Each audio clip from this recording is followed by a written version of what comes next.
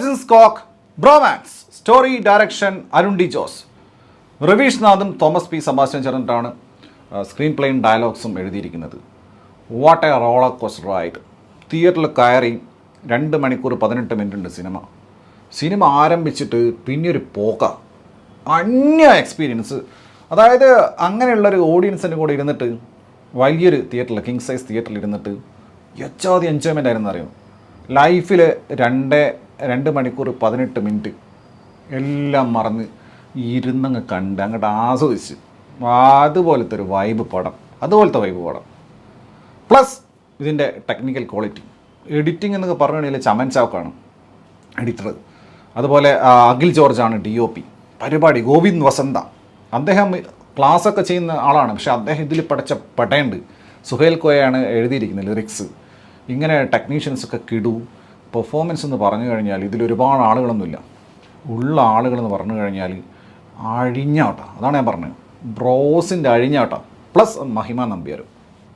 അതായത് പഴയ പ്രിയദർശൻ സിനിമകളൊക്കെ ഇല്ലേ, സ്ക്രിപ്റ്റൊന്നുമല്ല, സ്ക്രിപ്റ്റൊക്കെ ഒന്നുമില്ല, അത് അവിടെ ഉണ്ട്, സാധനമുണ്ട്, ഒരു സ്ക്രിപ്റ്റ് ഉണ്ട്. പക്ഷേ അതിന് മുകളിലേക്ക് പെർഫോം ചെയ്തിട്ട് തിയേറ്റർ ഇളക്കി മറിക്കുക, തിയേറ്ററിൽ വന്ന ആളുകളെ ചിരിപ്പിക്കുക, പിടിച്ചിരുത്തുക, scene by scene, scene after scene, അതുപോലത്തെ ഇളക്കി മറിക്കുന്ന പരിപാടി. ഞാൻ ലിറ്ററലി ഭീകരമായിട്ട് എൻജോയ് ചെയ്ത് കണ്ട ഒരു സിനിമയാണ് ബ്രോമാൻസ്. സിനിമ ആരംഭിക്കുന്നത് ഒരു റീൽസ് കാണിച്ചുകൊണ്ടാണ്. അതായത് വളരെ കണ്ടംപററി. ഇതിൽ ജെൻസി പരിപാടികളൊക്കെ ഉണ്ട്, അത്തരത്തിലുള്ള ഡയലോഗ്സ് ഉണ്ട്, അത്തരത്തിലുള്ള യൂസേജസ് ഉണ്ട്, അവർക്ക് പെട്ടെന്ന് കണക്റ്റ് ആവുകയും ചെയ്യും. പക്ഷേ അതിൻ്റെ ഒന്നും ആവശ്യമില്ല. ഇത് പരിപാടി എന്ന് വെച്ച് കഴിഞ്ഞാൽ പടം ആരംഭിച്ച് ബിനു പപ്പു ഇതിൽ കിടിലം പെർഫോമൻസ് ആണ്. വെറും ഫണി കോമഡി റോള് മാത്രമല്ല, കുറച്ച് സീരിയസ് നോട്ടിലൊക്കെ അദ്ദേഹം ചില പരിപാടികളൊക്കെ കാണിച്ചിട്ടുണ്ട്. ഗംഭീര ആക്ടിങ്. പുള്ളിയുടെ റീൽസ് കാണിച്ചുകൊണ്ട് നമ്മുടെ മാത്യു തോമസ്, അതുപോലെ തന്നെ JK, ശ്യാമോഹൻ, ഇവരുടെ എൻട്രിയാണ്. അതായത് ഞാൻ പറഞ്ഞില്ലേ, സ്ക്രീൻ പ്ലേയിൽ നമുക്ക് ഫീൽ ചെയ്യില്ല. അതായത് ഒരു ക്യാരക്ടർ ഇങ്ങനെ വന്ന് കയറുന്നു, അവരെ പരിചയപ്പെടുത്തുന്നു, അങ്ങനെയൊന്നുമില്ല. എങ്ങനെയൊക്കെയോ പടം അങ്ങ് പോവുകയാണ്. അതാ പറയാം, റോളർ കോസ്റ്റർ റൈഡാണ്. ഇങ്ങനെ വന്ന് ശ്യാമോഹൻ, മാത്യു തോമസിൻ്റെ ഇതിലുള്ള പരിപാടി എന്ന് വെച്ച് കഴിഞ്ഞാൽ അതുപോലത്തെ ഇദ്ദേഹത്തിന് ഹൈപ്പർ ടെൻഷൻ പരിപാടിയൊക്കെ ഉണ്ട്. അത് വന്നിട്ട് പിന്നെ പുള്ളിയുടെ ഡയലോഗ് ഡെലിവറി, ഒരു സീൻ്റെ അകത്ത് പെർഫോം ചെയ്യുക. അതേ പറഞ്ഞത് പ്രിയദർശൻ പടങ്ങളിൽ പോലെ പണ്ട് ലാലേട്ടനും മുകേഷൊക്കെ ചെയ്തു വെച്ച പരിപാടിയില്ലേ, അതായത് സീൻ്റെ അകത്ത് പെർഫോം ചെയ്തിട്ട് പെർഫോമൻസ് കൊണ്ട് പടത്തിന് ഹൈ ആക്കുക, അങ്ങനത്തെ പരിപാടി. അതിലെല്ലാവരും ഞാൻ പറഞ്ഞില്ലേ, ആദ്യം ബിനു പപ്പു വന്നു, മാത്യു തോമസ് വന്നു, ശ്യാമോഹൻ വന്നു, അർജുൻ അശോകൻ വന്നു, മഹിമ നമ്പ്യാർ വന്നു, പിന്നെ അതാ വരുന്നു ഷാജോണിൻ്റെ ഒക്കെ പരിപാടി എന്താ ഇതിനകത്ത്, ഡോങ്ലി, ഷാജോണിൻ്റെ ചില പഞ്ചൊക്കെ ഉണ്ട്. അങ്ങനെ ഇത്രയും ക്യാരക്ടേഴ്സ് വന്നിട്ട് ഒരു സ്റ്റോറി ഉണ്ട് ഇതിനകത്ത്, അതിൻ്റെ പുറകെ പോകുന്ന ഒരു പരിപാടിയാണ്. പക്ഷെ അതല്ല, ഇവർ ഓരോ സീൻസിനും കൊടുക്കുന്ന മൈലേജ് ഉണ്ട്. അതങ്ങനെ സീൻ ബൈ സീനായിട്ട് പടപടേയും പറഞ്ഞ് പോവാം. പിന്നെ ഞാൻ പറഞ്ഞില്ല, ഇതിലൊരു കൂർഗിലേക്ക് പോകുന്ന പരിപാടിയൊക്കെ ഉണ്ട്, അവിടെ ഒരു സോങ് ഉണ്ട്, ഹെച്ചാതി വൈബ് സോങ് എന്ന് അറിയോ. അതിൻ്റെ എഡിറ്റിംഗ് ഒക്കെ എന്നെ പരിപാടി ചമഞ്ചാവൊക്കെ ചെയ്ത് വെച്ചിരിക്കുന്നത്, അതുപോലത്തെ എഡിറ്റിംഗ്, ഒരു ജെൻസി സോങ്. അങ്ങനെ അവിടെ നിന്ന് പിന്നെ കൊച്ചിയിൽ നിന്ന് കുറേ പരിപാടി, പിന്നെ കുറേ കോമ്പിനേഷൻ സീൻസ്. അമ്മയെ ഏറ്റവും പ്രധാനപ്പെട്ട ആളെ പറയാൻ വിട്ടുപോയി, ഈ സിനിമയുടെ മുത്ത് മാണിക്യക്കല്ല് ചക്കരക്കുട്ടൻ ആരാത്, നമ്മുടെ അമൽ ഡേവിസ്, സംഗീത് പ്രതാപ്. എന്താ പുള്ളിയുടെ പരിപാടി. പുള്ളിയൊക്കെ ഒരു സീനിൽ വന്ന് കാണിക്കുന്ന പരിപാടികൾ എന്തോരം സീൻസിലറിയോ. ടുവേർഡ്സ് ക്ലൈമാക്സ് ഒക്കെ ഒരു കല്യാണ പാർട്ടിയും പരിപാടിയൊക്കെ ഉണ്ട്, അവിടെ നിന്ന് കാണിച്ചു വെക്കുന്ന പരിപാടികൾ. അങ്ങനെ മൊത്തത്തിൽ പടം ഓളായിരുന്നു.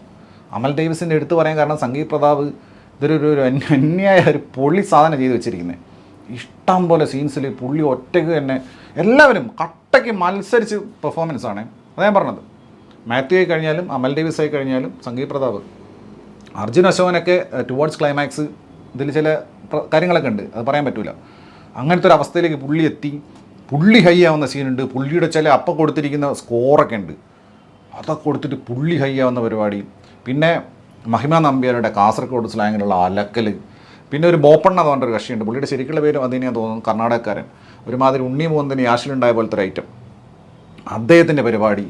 പിന്നെ മറ്റേ കുണ്ടി കുലുക്കി ഡാൻസ് കളിക്കുന്ന പുള്ളിയില്ലേ, അംബരീഷ്, അദ്ദേഹമുണ്ട്. ഇങ്ങനെ വരുന്നവരും പോകുന്നവരൊക്കെ പെർഫോം ചെയ്ത് ഇത്രയും സമയം തിയേറ്ററിൽ ഇത്രയും എൻജോയ്മെൻറ്റ് കിട്ടി എന്നുള്ളതാണ്. That's rare. പടത്തിലെ വേറൊരു ഹൈ സംഭവം എന്താണെന്ന് വെച്ച് കഴിഞ്ഞാൽ ഇതിലെ ഡയലോഗ്സ്.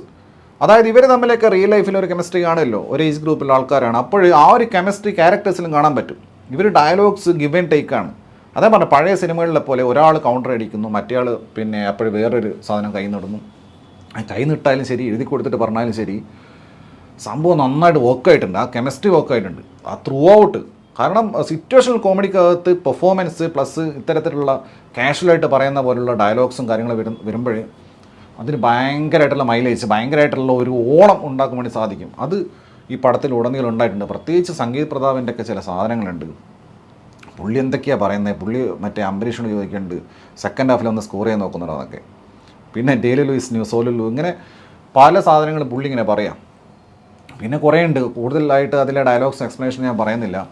ഈ പടം ഒരു കോമഡി പടം എന്ന നിലയ്ക്ക് മാത്രമല്ല, ഇതിൽ ഈ ബ്രോമാൻസ് എന്ന് പറയുമ്പോൾ ഈ ബ്രോസ് ഇവർ തമ്മിൽ, നമ്മുടെ ശ്യാം മോഹനും മാത്യുവും തമ്മിലുള്ള ഒരു കണക്ഷനുണ്ട്.